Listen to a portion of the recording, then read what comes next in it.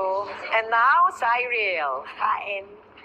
So, mahilig po kasi sa pagkain si Mama. And lagi po siya nagluluto araw-araw. Feeling ko pupunta siya sa favorite niyang kainan, tapos kakain siya doon ng wanto sawa.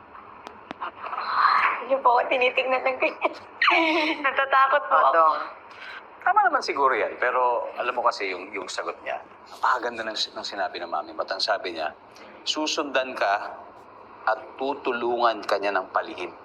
Dahil kasi dati, before nang maliit ka pa, like 4 years old ka, siya rin kasama sa lahat ng lakad. Tama? Kaya ngayon hindi na daw siya nakakasama dahil may kapatid ka na mas bata sa'yo. Pero yun ang gusto niya gawin. Gusto ka niyang samahan. Oh, Cyril. Ano po, gets ko po kasi, yun nga po, nung nagsastart po ako sa industry, kaming dalawa po